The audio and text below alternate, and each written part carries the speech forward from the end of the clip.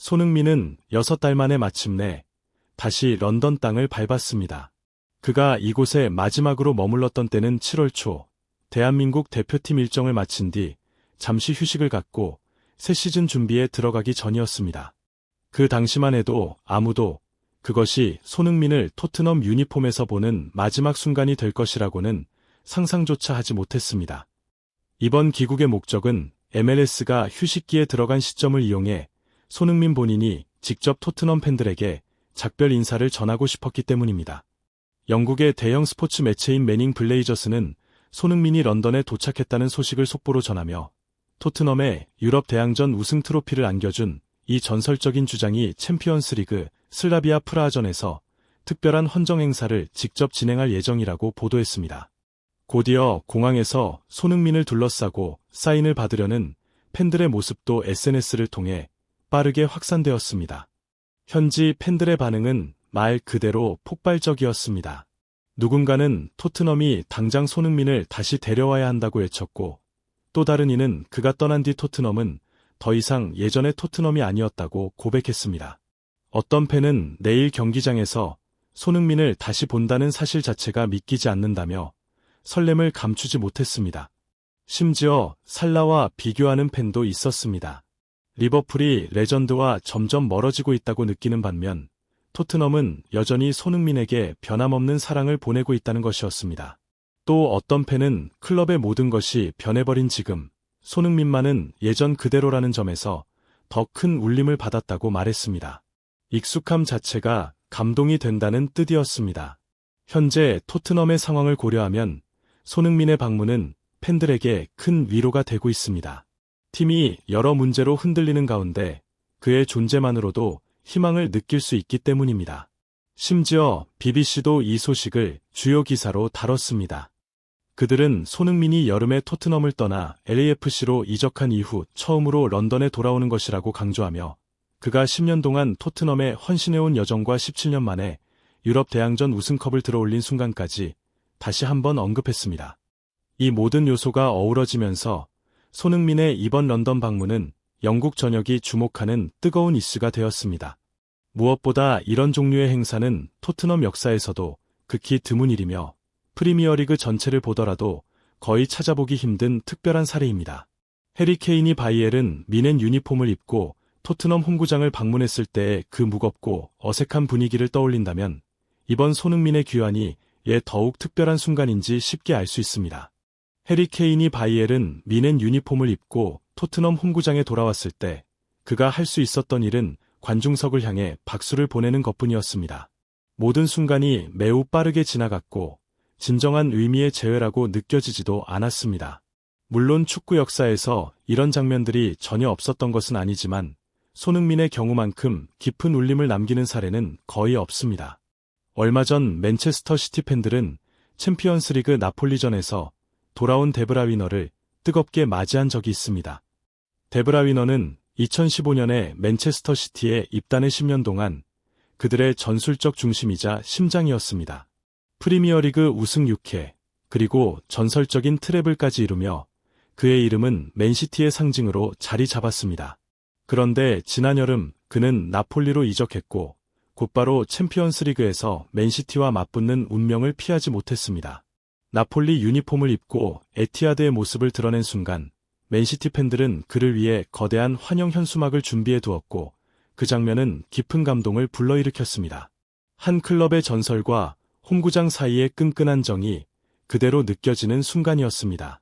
손흥민의 이번 헌정식 역시 그와 같은 온도로, 아니 그 이상의 열기로 가득할 것이라는 점은 부정할 수 없습니다.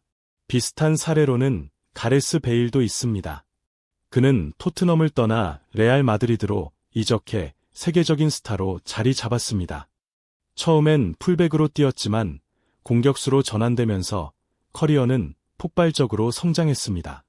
이후 커리어 말미에 임대 형태로 토트넘에 복구하며 감동적인 재회를 기대하게 했지만 그 시기는 코로나 시국과 겹쳐 팬들의 직접적인 환영을 받을 수 없었습니다. 게다가 잦은 부상으로 예전 같은 활약은 어려웠지만 그는 적어도 친근한 모습으로 복귀해 팬들에게 반가움을 남겼습니다. 그러나 손흥민의 복권은 이 모든 경우와 완전히 다릅니다. 그는 토트넘과 맞붙기 위해 원정팀 유니폼을 입고 돌아오는 것도 아니고 임대로 잠시 복귀하는 것도 아닙니다. 손흥민은 오직 한 가지 이유로 돌아옵니다. 자신과 함께 10년을 걸어준 토트넘 팬들에게 직접 작별 인사를 전하기 위해서입니다. 바로 이 순수함, 이 진심 때문입니다. 그래서 이번 귀환은 영국 축구에서 거의 본 적 없는 특별함의 정점에 서 있는 순간이 되었고 그 어떤 재회보다 깊은 감동을 남기게 될 것입니다. 경기와 완전히 분리된 단독 송별식을 마련한다는 것은 축구에서 매우 드문 일입니다. 이런 상황은 몇 가지 특별한 조건이 모두 충족되지 않으면 사실상 일어나기 어렵습니다. 먼저 손흥민은 여전히 전성기 기량을 유지하고 있으며 나이가 들었다는 느낌조차 주지 않는 선수입니다. 둘째로 그는 토트넘이 수년 동안 갈망해온 유럽 대항전 우승컵을 안겨준 뒤 곧바로 미국 MLS의 다른 팀으로 이적했습니다. MLS는 봄부터 가을까지 이어지는 시즌 구조를 갖고 있기 때문에 손흥민이 런던을 다시 찾을 시간을 만들 수 있었습니다. 만약 그가 유럽의 다른 팀을 선택했다면 지금과 같은 시기에 어떤 일정도 조정할 수 없었을 것입니다. 여기에 더해 모든 선수가 이런 수준의 예우를 받는 것은 아닙니다. 만약 손흥민이 리버풀의 살라처럼 커리어 후반에 급격히 기량이 떨어지는 상황이었다면 토트넘이 이런 규모의 송별식을 준비할 이유가 없었을 것입니다. 손흥민은 10년 동안 프리미어리그 정상급 경기력을 유지했고 유럽 정상에 오른 뒤에도 세계적인 수준을 잃지 않은 채 팀을 떠났습니다. 이러한 여러 조건이 맞아떨어진 데다가 MLS와 유럽의 시즌 구조가 차이가 있기 때문에 이번처럼 큰 송별식이 가능한 것입니다. 결국 이번 행사는 여러 특별한 상황이 겹쳐 만들어진 결과이며 동시에 손흥민이 지난 10년 동안 토트넘과 함께 걸어온 모든 순간이 하나의 결실로 이어진 것이라고 할 수 있습니다. 토트넘은 그를 위해 대규모 헌정식을 준비했고 새벽화를 제작했으며 경기 시작 전에 특별한 시간을 마련해 손흥민을 기릴 예정입니다. 하지만 손흥민의 송별식이 열리는 당일 토트넘이 프라하전에 패하게 된다면 전체 분위기는 순간적으로 무너질 수밖에 없습니다. 손흥민의 마지막을 아름다운 기억으로 남기기 위해서는 토트넘이 반드시 집중력을 유지해 그 경기를 승리로 마쳐야 합니다. 승리해야만 팬들과 선수들이 경기 후 이어질 송별식에 온전히 몰입할 수 있고 손흥민과의 작별 인사, 인터뷰, 감동적인 순간들이 자연스럽고 완전한 형태로 이어질 수 있습니다. 전술적인 측면에서 보면 토트넘은 지난 주말 브렌트퍼드를 상대로 승리하며 어느 정도 분위기를 되찾았습니다. 이번 경기는 특별한 의미가 있었는데 프랭크 감독이 토트넘에 부임하기 전 브렌트퍼드를 이끌었던 만큼 그는 반드시 옛팀을 상대로 자신의 능력을 증명하고 싶었을 것입니다. 이날 손흥민의 7번을 물려받은 자비 시몬스가 마침내 프리미어리그 데뷔골을 터뜨렸습니다. 그는 이전까지 10경기 연속 무득점으로 부진했고 실패한 영입이라는 평가까지 받았지만 브렌트퍼드전에서는 리샤를리송의 선제골을 도우며 기여했을 뿐 아니라 스스로 쐐기골을 넣으며 존재감을 확실히 보여주었습니다. 특히 이번 활약은 곧 열릴 프라하전이 손흥민의 시선 아래 치러진다는 점에서 더 큰 의미를 갖습니다. 챔피언스리그에서는 마티스 테리 명단에 포함되지 않았기 때문에 토트넘은 이번 경기에서 시몬스에게 더 많은 역할을 기대할 수밖에 없습니다. 경기 전 기자회견에서는 다시 한번 비수마 이야기가 나왔습니다.